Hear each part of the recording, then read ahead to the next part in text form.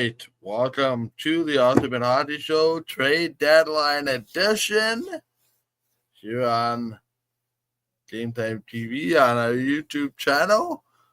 Michael Red Petty, we get ready to bring you, try to make sense of a lot that has happened in the last week since we last had a show in the last almost 2 weeks now that we haven't gotten together.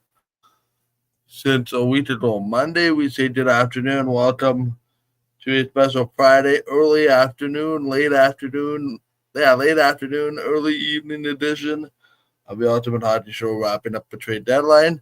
I'm Michael Gill, joined by Red Petty. Good afternoon, good evening, Red. We'll just say good afternoon for the sake of this exercise. Yep. Good afternoon. How are you? And what have your thoughts been on the last 10, 12 days? Well, I mean, there's lots of stuff happening, but really, since the sun came up this morning is when it's been probably the most interesting, right? So, say about like a week ago. So let's say going back to, like February 28th, March 1st. Yeah, there wasn't, since March 1st, what was a big deal since March 1st? Seth Jones went to the Panthers. That's pretty big deal. And they gave up a lot to get him. Wow. Their goalie of the future in Spencer Knight and a first-round draft pick. Wow. But they've got him for the next, I think he signed for the next 7 years or something. So he's got some big. Yeah, so there's a lot left on that contract. Yeah. And I think he's got a $9.5 million deal. But I remember reading the Blackhawks okaying they're going to take on 1/4 of the salary. So the salary hit to the Panthers is only about $7.1 million from the 9.5, but still. That included putting Matthew Tkachuk on long-term IR to make the salary cap work. Yeah, so what's going to happen if Tkachuk comes back? Well, you can't come back till the playoffs now where there's no cap. So right. So that's in essence what it is. Okay. Oh yeah, that's the magical Lightning Golden Knights way of doing things. Yeah. So that was a big one. I thought that's pretty good for the Panthers because who did they lose from last year as a defenseman? Oh, right. They lost Montour. And he was a big right-handed shot, quarterback the power play. So Brandon Montour is a big loss to them. He's a big part of that team. So they replaced Montour now with Seth Jones. And yeah, it could be argued there's not much of a loss. Seth Jones hasn't had a great year, but he's playing on an awful team. And you know what, Michael? One of the hardest things to do, you probably know this too, the hardest things to do is to play great when you're on a terrible team. That's really hard to do. And people say, wow, you got to be a professional. Yeah, but they're human, right? If you lose 3 out of every 4 games, if you're just constantly losing, it wears on you. It's just hard, right? So, but anyway, and then another big one I thought, there's some smaller ones. Brian Dumoulin went to the Devils. Nico Storm went over to the Panthers. Riley Smith went back to the Vegas Golden Knights, which was, you could argue, pretty significant. And then the deal started last night. So for me, that's when it got interesting. It was last night about just around bedtime was when it got interesting. So, but I don't know. So how do you want to attack this? Do you want to talk about trades? And then maybe at the end of the show, we can talk about the week to come for the Jets. Is that? Yeah. After we talk about the trades, including what the Jets did or what they did not do. Maybe you should say it like that too. But. Do we have 3 hours to talk about the trade deadline? No, we can get it done in less than 3 hours. Come on. Oh, I know. I'm just saying that tongue in cheek. Let's start again. The Carolina Hurricanes, and I have it right here in front of me, have traded. Whoops, now I lost it again. Give me 1 second here. The Carolina Hurricanes have traded Mikko Rantanen to the Dallas Stars in exchange for a plethora of picks, including Logan Stankoven. Give me 1 second here. Logan Stankoven. Yeah. 2 firsts and a additional couple of other picks as well. Dallas has also extended Wyatt Johnson in the same breath. They've also acquired, or I just signed to an extension, Mikko Rantanen, 8-10-12 with full trade protection. So, hey, let me ask you this. Do you want to, why don't we just go through the trades? Yeah. I just hit that one, the one, unless you want to comment on that one, on the Seth Jones one, but then there are a bunch of minor ones. And then it really kind of started last night with, let me see here, with the Avalanche pulling the, you could say Riley Smith is somewhat big, I guess, going over to the Vegas Golden Knights again. But yeah, let's go. Why don't we go since last night at 11 o'clock with the Avalanche acquiring Brock Nelson and William Dufour from the Islanders for Oliver Kylington, Calum Ritchie, a first rounder and a third rounder. So what do you think of that move?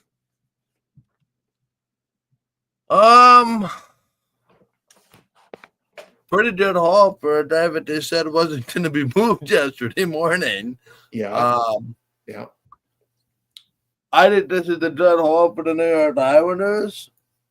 We'll see if it's a good haul for Colorado in the sense that, yes, I think there's a couple of bigger pieces in the works there in Colorado. They got Lindgren from the Rangers as a defenseman.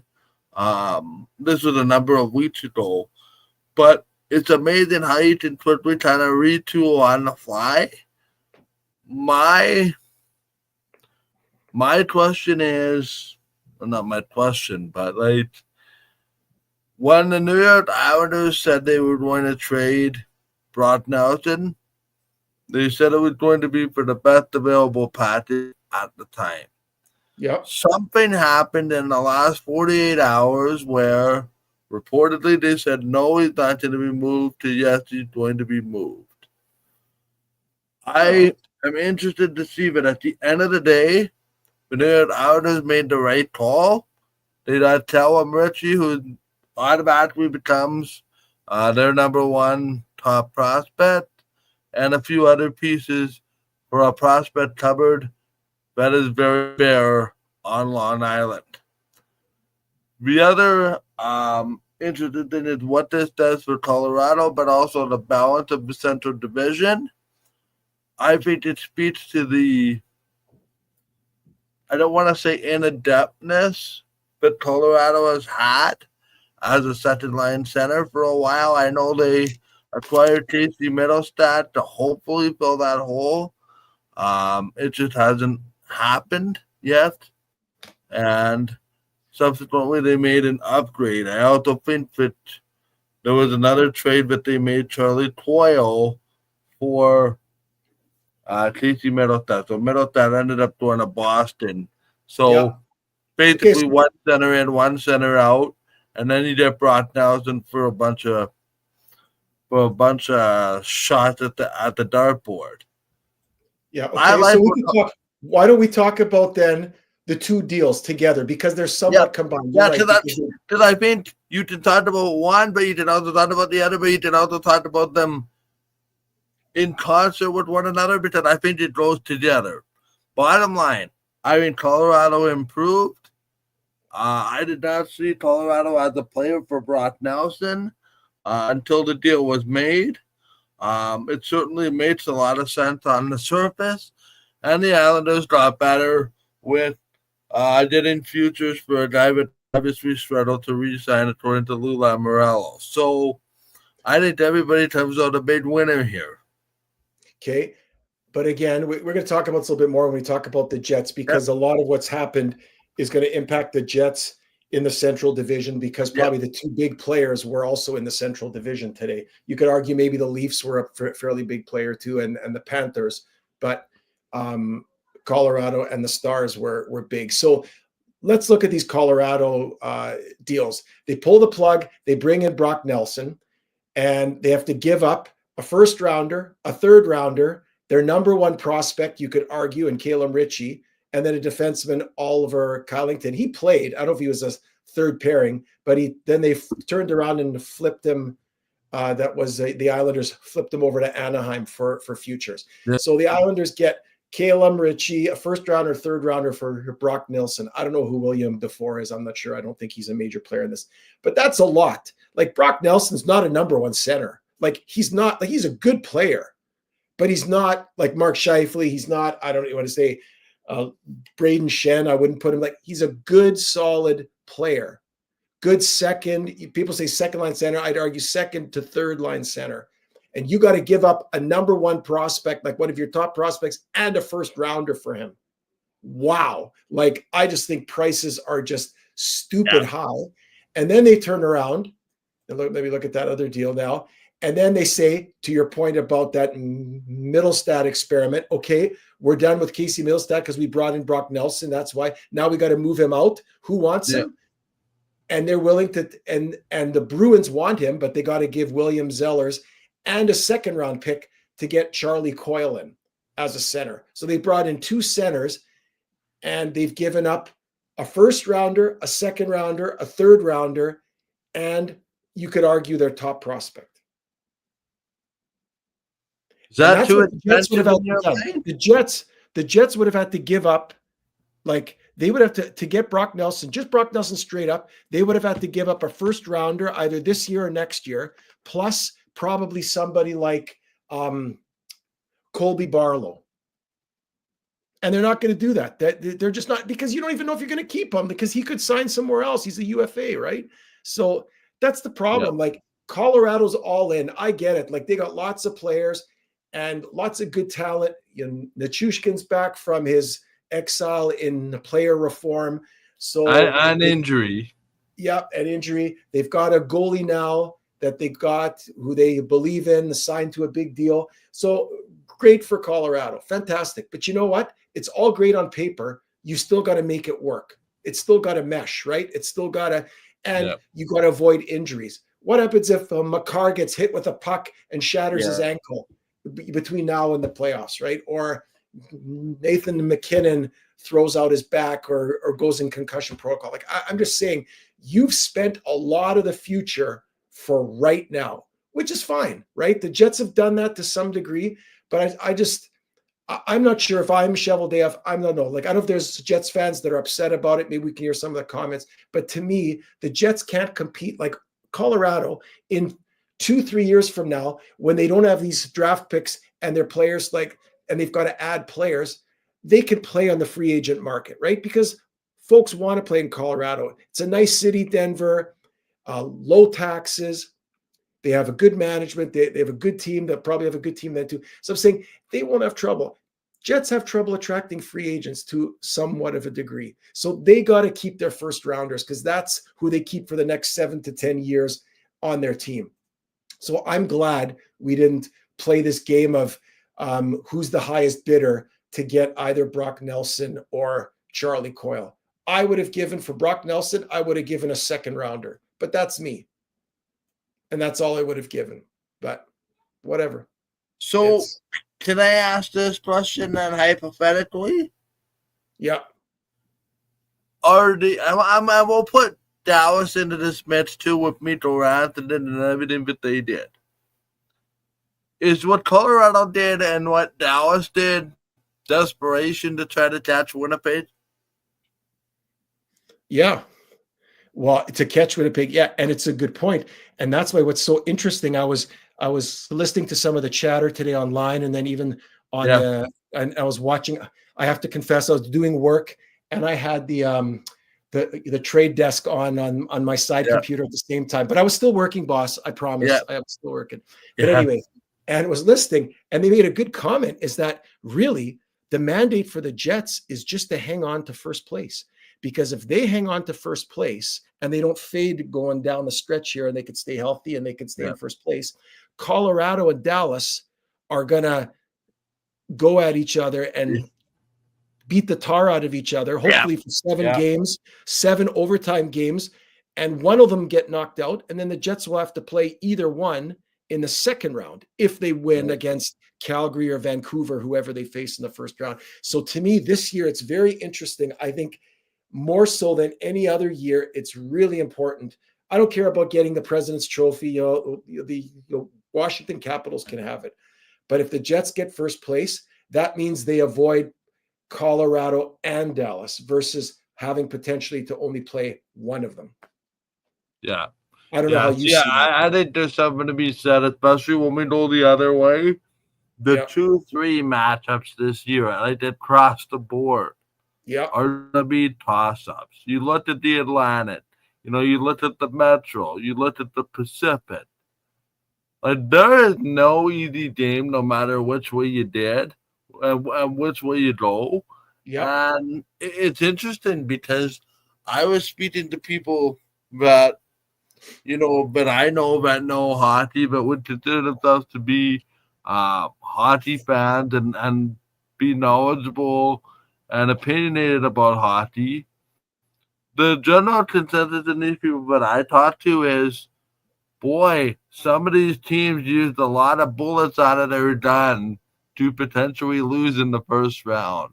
The way that whole thing is sort of situated. So I mean, Dallas, Mito Rantanen, okay, he did with Logan Stankoven a couple of draft picks. Draft picks are draft picks. Right? If you're Dallas, right, in a state-free, in a tax-free state, you can attract free agents. To me, I just cannot wrap my head around giving Mito Rantanen, $12 million for the next 8 years. To me, that's just. He's the highest paid player in the NHL right now, isn't he? I think he must be right there. But you're telling me you couldn't have signed him on July 1st, not giving up a single asset, knowing that he potentially wanted to play for you? It doesn't make a lot of sense to me. Carolina did well getting back after having to give up Martin and Nexus or Nesh. How do you pronounce his last name? Necas and Jack Drury. I mean, they gave up two pretty good and important players to get Rantanen, and now they've turned around. They get Logan Stankoven, who's a pretty good player. He's a center, he's young, but like Dallas, I mean, they've got Rantanen for the next 8 years, but Rantanen wasn't very good in Carolina. He was meh. Now maybe he didn't want to be there. I don't know, but now you're saying he's in Dallas. He's just going to light it up, and you're giving up a first rounder next year and in 2028 and a third rounder in 26 and 27. That's a lot of cheese. Plus the money you got to pay him. But I think a lot of these GMs, I don't know what your take is. Maybe I think a lot of these guys are saying, the salary cap's going up. We're going to make money. We got a great contract for television. Cap's going up. We can afford it. But the problem is you sign Rantanen, just let me finish. You sign Rantanen into $12 million. What are you going to have to sign Rupe Hintz for and Robertson for? Yeah. And then who's their defenseman and Nikiska? Thomas Harley. No, the other one, the Finnish guy, and Nikiska, is it? Or Hasted, and they just signed him 8 times. You're going to sign him for. You have to sign him for like money like Cale Makar. Like it's the other thing is you just gave Wyatt Johnson a 5-year extension as your quote unquote third line center for now. And how much do they pay him a year? It was like 6.7 or something like that. That deal that Chevy got for both Scheifele and Hellebuck, I tell you something, in the next few years, that's going to look like a steal if this is the way it's going. I mean, wow. I personally, I just think it's crazy. But again, Dallas, like Colorado, maybe Dallas says, you know what? People want to play here. It's a beautiful city. It's warm. It's scenic. There's nice places to live. The rink is nice. The team is good. So they just figure, you know what? We can throw away the future. We can give up draft picks because we can bring in free agent talent who are ready to play when we go to the free agent market. And that may be their strategy long term. But to me, I just don't think that's a way that the Jets can play. The Jets can't play that same game, unfortunately. So, but Yeah. Yeah. It's very interesting how the business and the economics yeah, wind up changing. Couple of other things I wanted to touch on quickly before we talk about the Jets. Let's pull out of the Central Division for a minute. okay. Um, Brad Marchand goes from Boston to Florida. Okay, you're going through. Okay, you're not going chronologically now. You're just going to jump around, which is okay. Yeah, I'm just gonna jump around just for time, talk about some of the big Okay. stuff. Okay. Marchand from the Bruins to the Panthers, Carlo from the Bruins to the Leafs. What do we think about what's developing? Tampa also has acquired Yanni Gourde, and there's one other guy from Seattle there, Yanni Gourde and Bertrand, Oliver Bertrand. Yeah. What do you make of the arms race developing in the Atlantic? Also, when you top off exactly what you said earlier with the defenseman Seth Jones also coming to Florida, and Florida also acquiring a new backup goaltender, basically a Spencer Knight upgrade after they traded Spencer Knight to the Chicago Blackhawks. Yeah. Yeah. Listen, I heard rumors today. They were talking. I was listening a little bit, just again out of the corner of my ear. There was a lot of talk, which means if there's talk, it's being considered that if Marchand hadn't gone to the Panthers, the Leafs were in on him. Can you imagine Brad Marchand in a Leafs jersey? I would have died. I think that's oh my gosh. I mean, but you know what? They had to. Like the Panthers loaded up. They got, to your point, they got Seth Jones and Brad Marchand. The Leafs had to do something. And I think they did well. Brandon Carlo's a good defenseman, big, tough kid, strong. He could kill penalties. He could play on your first pairing. He could play on your second pairing. I think the Leafs did well. They got Scott Laughton as that center. Yeah, that was the other one. Yeah, to play second. I don't know why they keep saying, oh, they need a second line center. I thought John Tavares was their second line center, but I guess he's not playing second line center. He's playing on the wing. I'm not sure. Maybe because he's older. Yeah, maybe you put John Tavares and then you up your third line center and Scott Laughton. I don't know how that's well, they're talking about Laughton playing second line center, but anyway, and they had to give up again. They had to give up a first rounder, the Leafs, to get him. Yeah, it's a steep price for sure. Yeah, and they had to give up a first rounder for Brandon Carlo and a first rounder for Laughton. The one for Brandon Carlo, they haven't. I can't figure out which year it is, but those are two first rounders.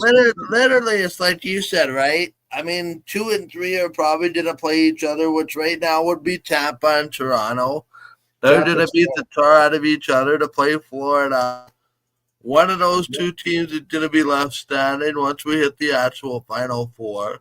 It goes back to what I said. Like, it's going to be an absolute bloodbath to get out of the first round. Good teams, Stanley Cup contenders aren't going to get out of, the first round. I mean, LA, Edmonton, you can make an argument that both those teams deserve to be contenders. Edmonton comes back. Now you got Vegas, LA in the first round. Good teams lose in the first round every year. This is not a new concept. It's just interesting that we have this quote-unquote arms race that always seems to want to develop. But what if it's sorry? No, I was just going to say, but just maybe just to wrap up your point, you're talking about the Atlantic, just how, to your point, is that I think there's a real changing of the guard. And, but like, look at the Rangers. They were President's Trophy winner last year, and they didn't do anything. I wouldn't say they bailed. They didn't say they're sellers, but they weren't buyers either. They just kind of, they did a few things on the edges, but that's it. But look at the Bruins. Who would have thought after last year, how good they were, that they would be a seller at the trade deadline? I mean, they've traded away a huge part of their team. Coyle, Coyle, Marchand, and then Barlow. No, what? Colby Barlow. Carlo. Sorry, one of their third line forwards who I was hoping the Jets would kind of get. Yeah. But just shocking, like to me, like, and the Lightning did a little bit, but it's interesting. I think it's the Leafs and Florida. They're the ones that see this is our time right now, which is true because I think Tampa's old, and I think they're maybe thinking, oh, we could do something. I don't know, but I think it's now with their players in their prime. It's like the Jets in Colorado and the Stars. They're kind of in their prime in the Central. The Oilers are in their prime, and I think out east, it's the Panthers and the Leafs, and they're trying to outdo each other and trying to fill whatever gaps, whatever holes they can to make their team as competitive as possible. But to your point, they could be knocked out. I mean, if the Leafs, it's a possibility that the Leafs could play the Lightning in the first round and be knocked out again after all that, which would be crazy, but that's just the way it is, and the way the format is. Really quickly, we're talking about what the Winnipeg Jets did. They acquired Luke Schenn from the Pittsburgh Penguins after Schenn got traded yesterday. Penguins flipped Luke Schenn to the Jets. Also acquired former old friend.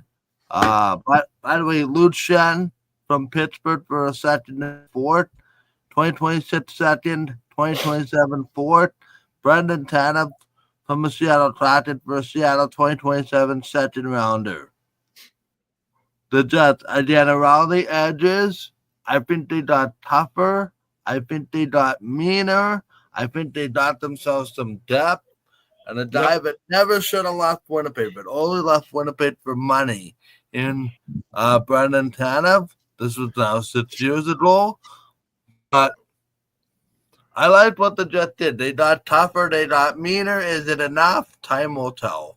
Time will tell. And I agree. And maybe just to add to that, Brandon Tanev, this is the last year of his current contract. He's a UFA after this year. Yep. Luke Schenn still has another year in his contract after this year. Yep. So he's still got one. And that's maybe why the Jets had to give up a little bit more to get him. But if you look at what the Jets gave up, they've got their first rounders for the next, like for this year, next year, the year after, first rounders. They have their second rounder this year, but they do not have a second rounder in 2026 or 2027 with these trades. Actually, hold on a minute. I do not believe the Jets have their second rounder this year. I think that went from New Jersey. Oh, okay. To New Jersey last year for Tyler Toffoli. Okay, well, and if that's the case, they have no second rounder for the next 3 years. They've got their first rounders, no second rounders, and they lost their third round, or they gave up their third rounder for 2027. So is this too high a price to pay? I don't know. Luke Schenn, he's 34 years old. Like he's not young. He's a big guy. He's tough. He doesn't score a lot. He doesn't play on the power play. He kills penalties, and he's sandpaper. Where is he going to play? So let's talk about that. Luke Schenn, is he going to play with Morrissey? Is this what they think, that to protect Morrissey? I had heard that he's going to be playing with Logan Stanley. So they're going to put Miller up in the press box. Okay. But still have him out there killing penalties. He's very solid. You know, you can't take any advantage of him in front of the net. He'll be great. And then they say, sorry, go ahead. I mean, it's a better play to teach somebody off of the penalty kill that's currently on the penalty kill. And it gives them a little bit of grit and sandpaper. And I think, to be honest, in the event of an injury, is an upgrade over Hayden Fleury. Yeah, I guess. I just think it's depth. Maybe guys are going to get hurt. Look at last year with Brendan Dillon, right? Gets into a scrap, gets his wrist cut open, falls to the ice. It happens, right? Playoffs, it's just because the intensity comes up. It's a little bit rougher and tumbler. Guys get hurt, right? Josh Morrissey got hurt once in the bubble. You know, that screwed up the Jets' plans that year for doing any type of push. So I don't think having any depth in sandpaper or having more is a bad thing. And they got him for another year. So, okay, good. What's interesting, though, is just the comments on, wow, the Jets should have gotten a second line center. You know what? I like Nemestikov. I don't get like this whole thing. Wow, we got to upgrade at second line center. What does that say to Nemestikov? Nemestikov's been pretty good this year. Thought that Chetty was pretty good for the other 55 games or whatever. Yeah, yeah. And it's hard to play with Cole Perfetti. It's hard to play with Nick. Well, not so much Cole, but Nick Ehlers. It's hard to play with him. It's hard to read off him. He's, for all they say, oh, he's a great player. He's hard to play with because he kind of does his own thing. He drags the puck a lot. So you have to be a very unselfish player and kind of wait for him to do things. I heard that Scheifele, he sometimes gets frustrated playing with Ehlers. I don't know if that's true or not. But all that to say, you got a second line center who could play with him. Now, I heard today, well, why didn't the Jets get a second line center? You know why? Because they didn't want to give up Colby Barlow and a first-round draft pick, which are 2 first-round draft picks, because Colby Barlow was a first-round draft pick 2 years ago. So the Jets are not going to give up 2 first-round draft picks for a guy that may come here, like Brock Nelson, play a month, and then be AMS grade. So I'm glad, you know what? I'm glad they didn't do it. But there's talk, I don't know if you heard about this. They're saying that the Jets now got options, because what they could do is if they find that Nemestikov, Ehlers, and Perfetti are getting shrubbed around too much and they're not. Ehlers plays well with Lowry. I don't know if you noticed, Lowry and Ehlers always play together on 3-on-3 in overtime. They're oftentimes paired together. They have whatever that is, chemistry that you want to call it. So they're talking about potentially Lowry moving up to the second line and then putting Nemestikov down on the third line with Niederreiter and Appleton, and then Tanev. What do you do with Tanev? Well, maybe he could play on the third line with Niederreiter and Lowry, or Nemestikov, who's ever there, and you put Appleton down on the fourth line, and now you upgrade the fourth line. But who do you push away? You've got Barron, Iafallo, and Gustafsson. I don't know. It's kind of tough. So anyway, I like Iafallo and I like Barron, so I don't know if I want to put either one of them in the press box, but whatever. It'll be interesting. It'll be an interesting problem to have. But the Jets have got, I agree with you, more depth, more options. I think they're going to need all these players. How it's all going to play out come, the next few weeks.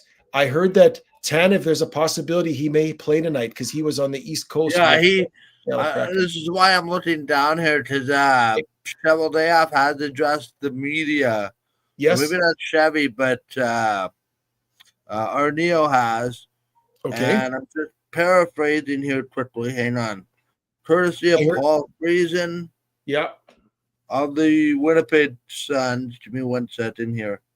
I heard Shen might not be able to join the team until they come back home for whatever reason. I don't know why. That's along with what Rob was saying in the comments. Yeah. The other one, Stoddard Neal on the trades for Tanev and Shen. They bring a lot of stiffness to the game. Both of them play hard, good penalty killers, and playoff experience. So, and of course, Luke Shen, I'm just also reading as per Paul Friesen. Luke Shen's played 1,057 total NHL games as well. And I have one other sort of unrelated note for Toronto Maple Leaf fans. The Leafs were heavy in on Mikko Rantanen. This according to Nick Kypreos of Sportsnet 590 The Fan.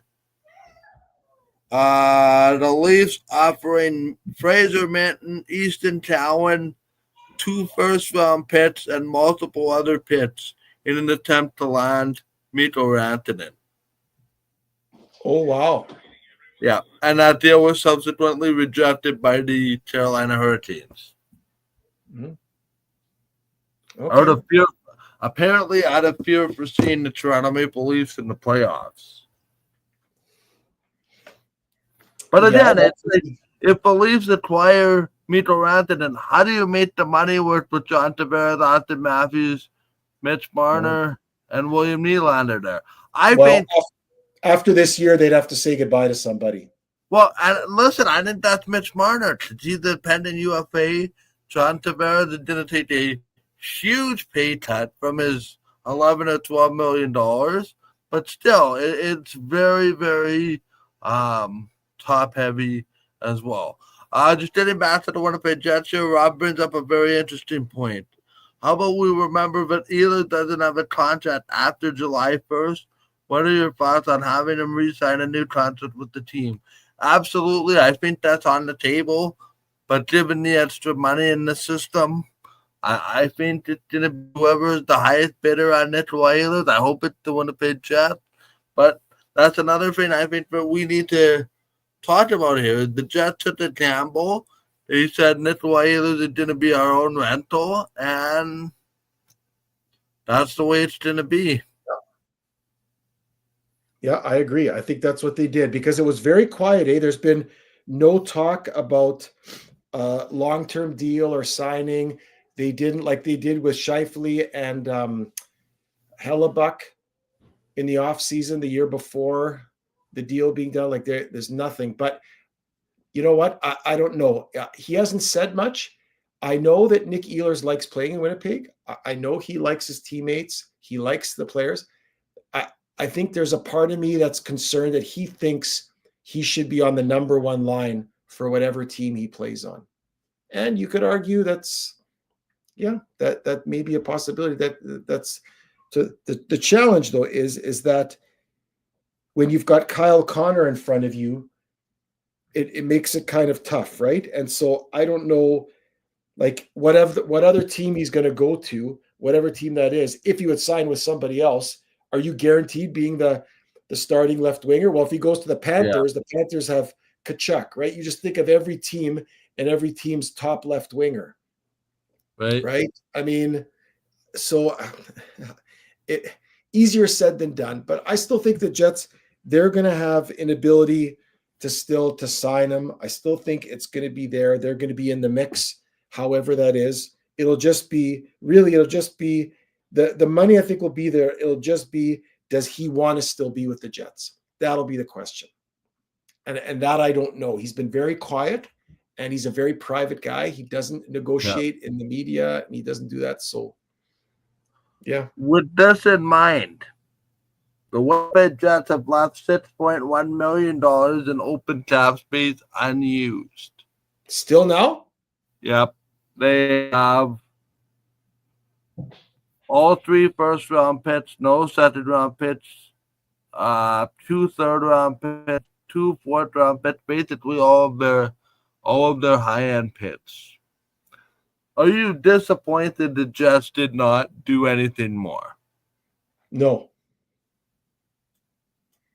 Can't mortgage the future for a shot in 1 year. I just don't believe in it. In this market, you can't. I just wouldn't do it. And listen, I would suggest anybody that's been around this show for the last couple of weeks, just go back on the archive. You've been saying that for 2 months now, Red. And all we need to do is rewind the tape from the last couple of shows. The Winnipeg Jets are not in a place to be able to attract high-end free agents. The word being high-end. You're going to have some free agents that are going to come, but you have to probably overpay for them. You have no second-round picks, so you're going to start spending your first-round picks, and your next pick's going to be in the third round for most of the next couple of years. That doesn't make a lot of sense. Yeah. The more each round passes, the lower probability, you have of actually having that guy reach the NHL. You don't have the ability to recruit college free agents, not unlike the New York Rangers, Dallas Stars, Vegas Golden Knights, etc., etc. So that's just one quick way to recoup lost draft picks along with free agents and what have you. I agree. The Canadian teams and the Winnipeg Jets, to an extent, unless you're the Toronto Maple Leafs and the Edmonton Oilers, are all in the same boat. Taxation issues are going to hold back the Canadian team minus Toronto and Edmonton. Edmonton, the McDavid factor, although I think that's wearing off, and the Leafs just because of the Leafs. This is not just a Winnipeg issue. This is an issue outside of the other 5 Canadian markets that I talked about. I personally perceive it to be the best move you make at the deadline sometimes is the one that you do not make. And I don't know if you were watching on Trade Center today. They had a graphic of the last 10 years and what the Stanley Cup champion has acquired at the trade deadline. Yeah. It's not high end players, it's around the edges. We're talking about a Kyle Porcel with last year's edition for the Florida Panthers. We're talking about stuff around the edges. Because realistically, I think the record is what it is at this point. I think it's reaches a level of desperation if you have to start tinkering with your roster. And listen, the Jets have been through that phase 3 or 4 times already with this, we need to find a second line center. Well, I would argue that Monahan didn't necessarily fit that bill long term at that price point, but Kevin Hayes didn't work. The only true second line center that the Jets have acquired, quote unquote, that made any kind of sense was Paul Stastny. He's the only one that was able to play with Laine and whoever else was on that second line at the time. Everything else has just been a shot in the dark, a waste of a first round pick, ruined team chemistry. And you don't not, unless you're in a very rare case, have the opportunity to retain that player. I think this is just a new way to get to the method. If it ain't broke, don't fix it. Don't need to fix it if it ain't broke. And let's just see if that sort of change in tactic works. I think there's a very good value in having a guy like Lucic, and there's also a very good value in having Brendan Tanev, some sandpaper, both offensively and defensively. And yes, everybody's ready to anoint the Winnipeg Jets as the third best team in the Central right now on paper. Blah, blah, blah. I don't want to hear about it. And yeah, actually, Rob is reminding me that Stastny centered Laine and Ehlers. He did. It brings me back to an earlier comment that Rob had, that I think makes a lot of this even more basic. The Winnipeg Jets have 3 goals ahead of them: win the Central, win the West, and if they get the President's Trophy, that's a bonus. Absolutely. You want a puncher's chance of getting to the next round easier? Win the Central. Get out of that 2-3 matchup.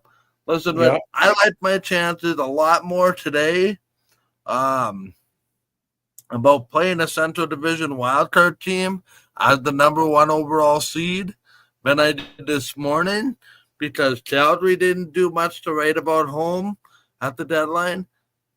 Seattle certainly unloaded in the last couple of days. Utah didn't really do anything to improve. St. Louis, to me, just a little bit around the edges. The fact of the matter is the Jets have a 22-point lead over Colorado right now, who's in wildcard number 1, even more so on the number 8 team in this conference, which right now is Calgary.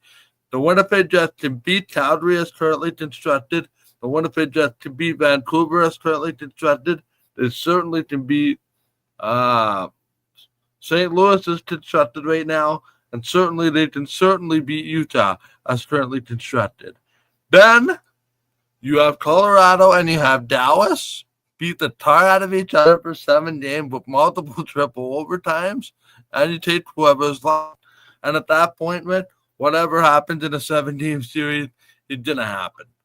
And listen, the playoffs are a new season. It's not going to wipe out this record season for the Winnipeg Jets that they're currently on. What is the solution? Not winning at all? Limping into the playoffs? Then suddenly turning it on? No, listen, I'm not going to be one to apologize if the Winnipeg Jets are winning 70% of the games that they played in. Let's finish first in the Central, which we should. There's 2 games with the Dallas Stars, a 6-point lead. Yes, Dallas has a game in hand, but it's right in front of the Winnipeg Jets to finish first in the Central. it's even more right in front of them based on what Vegas and Edmonton are doing to finish first in the conference. And let's just see what happens. Yeah, I agree. Listen, the Jets are they control their own destiny. They can win. They can end up in first place. And then whatever Dallas and Colorado did, one of them's not going to get the return on investment after the first round because they're going to play each other. So, yep. And then one of Vegas, LA will be done. And then the fact of the matter is, and my dad once told me this, and it applies to life and it applies to this sort of sporting circumstance. You cannot concern yourself with the actions of others. Only the actions of yourself is what you personally have control of. Now, to tie that to a sports metaphor, like you said, Winnipeg Jets in the driver's seat for the 1 seed in the Central, the 1 seed in the West. Finish that off, and then let's see where the chips fall. Listen, I'm not even worried about the President's Trophy. If Washington wants to win the President's Trophy, go right ahead. It only applies to the Cup final, which the odds of the conference's number one team meeting in the Stanley Cup final doesn't happen very often historically. Now, it's fine. I'm not concerned about that. I'm concerned about what's in front of the Winnipeg Jets right now. And listen, if they chose not to disrupt this team because they felt it was in the best interest of this team hasn't shown me a very bad reason for telling me that they're going to fall apart. Let's let this play out. Let's let the other teams do what they need to do. And to me, I said this already, and I hate repeating myself. There were some teams that showed an incredible amount of desperation today, and good luck to them is all I got to say. Yeah, I agree. It's you know what? It'll be interesting to see, to your point, it'll be interesting to see who plays in the first round and who's matched up. And when you look at those teams and you're going to see, oh, those two match up, these two match up, those match up. And a lot of those teams spent a lot of cheese in terms of prospects and picks to get there. And now they're going to be, one of them's going to be out in the first round. So, yeah, I like what the Jets did. You know what? We talked about this. Sometimes the very best deal is the one you don't pull the pin on. And the Jets are good on the edges. They've added some grit, some sandpaper. They've made their penalty kill better with those two guys being added, because their penalty kill was kind of meh over the last few weeks. It's been in the middle of the pack all year round, and it wasn't great the last few weeks. They were letting in a goal a game almost on the power play, or letting it in, I guess, on their penalty kill. So I like what the Jets did. I did. And I like their team. I like their players. They've gotten them there. They're first in the NHL with the team they have. Why do you want to say, oh, we got to upgrade our second line center? We got to upgrade our first pair defenseman with Morrissey. What does that say about DeMello? What does that say about, Nemestikov? They signed Nemestikov to a deal. They like him. They want him here. So, yeah. Anyway, let's talk about the one Jets records at the last show. Win over the Sharks.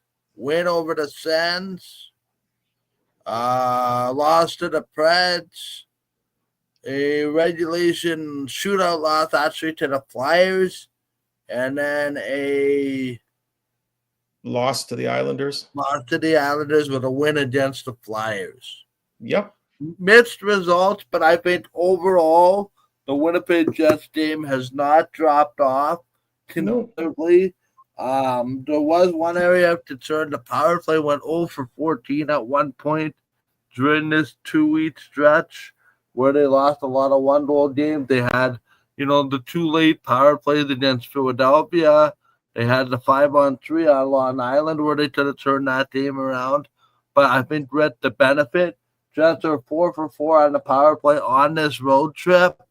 And listen, you're going to have down games, but the Jets structurally have not strayed away from their game. It was when they went 0-2-1, it was 3 one-goal losses, including a shootout loss, which you could say they maybe deserve better.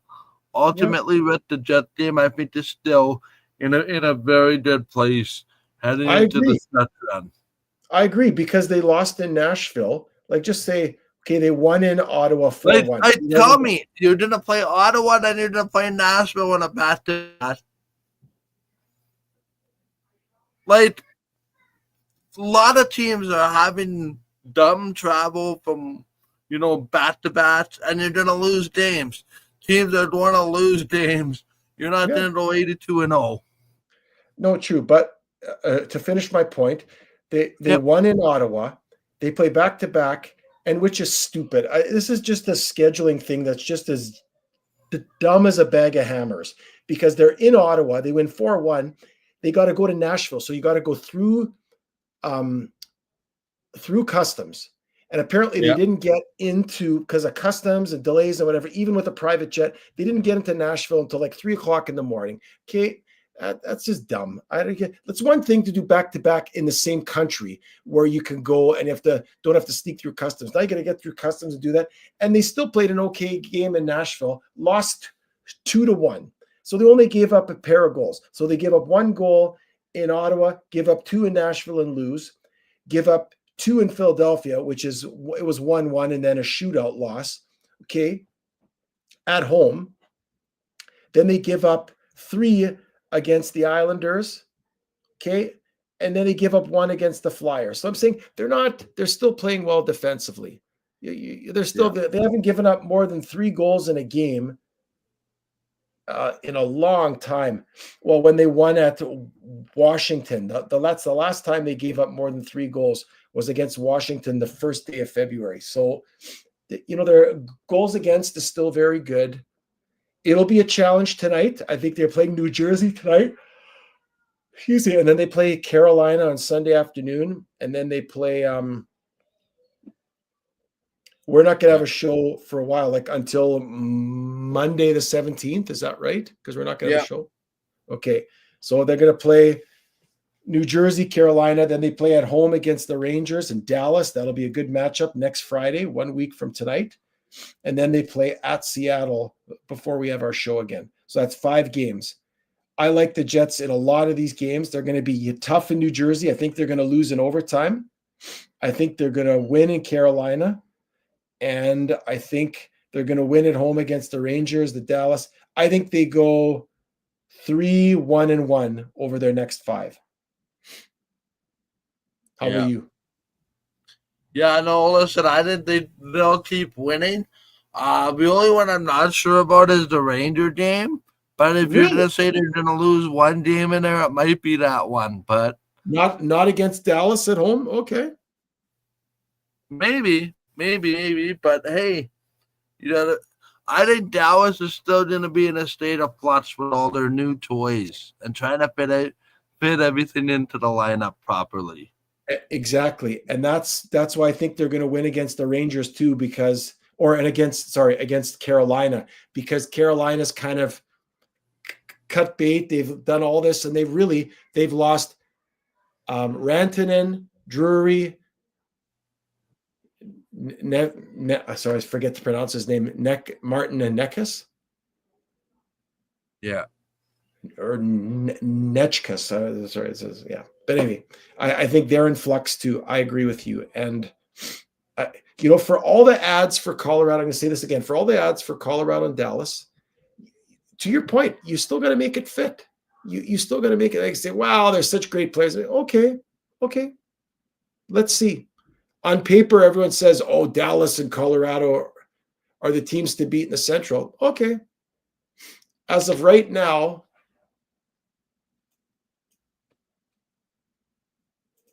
the Jets are in first place. As of right now, the Jets are in first place until further notice. Yeah.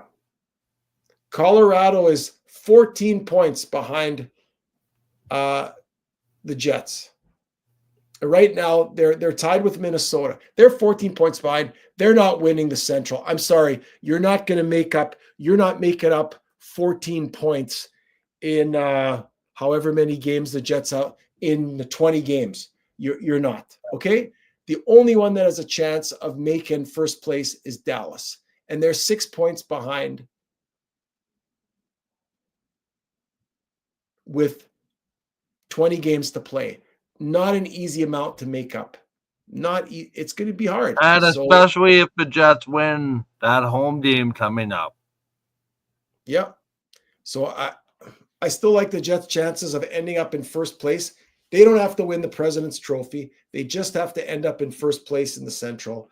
And that way, to your point, they're going to match up not against whoever the wild card is out of here, because they're probably going to end up outdoing Dallas, which means they're going to play either Calgary, Vancouver, or LA, depending upon, probably Calgary or Vancouver, whoever ends up as that second wild card in the West.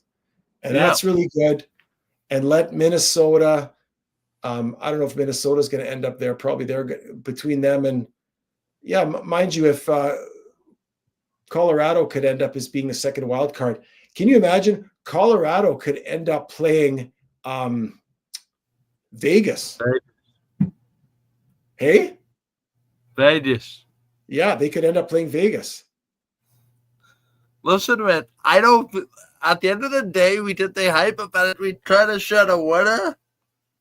To be the champ, you got to beat everybody. So, does it really matter where you start?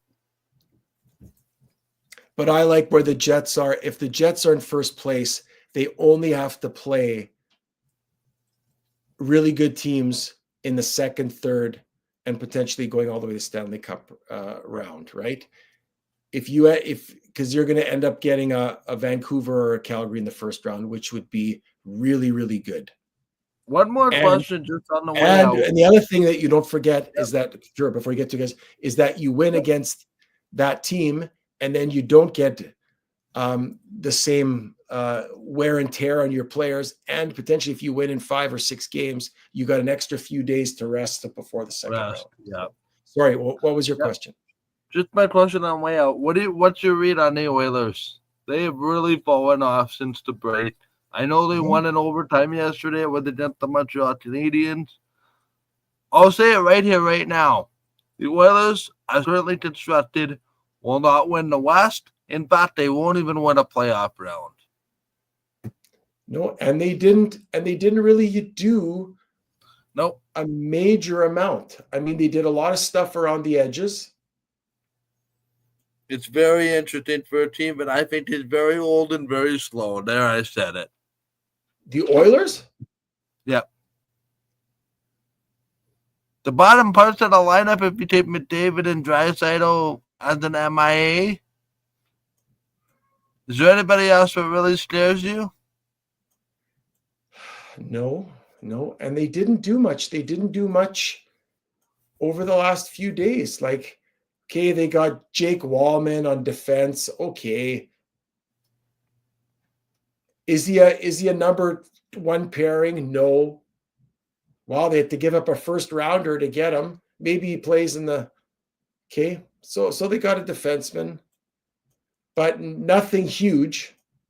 The Oilers, they like their team, and I guess they're just deciding, we like our team, and we're going to go ahead with who we have. Okay.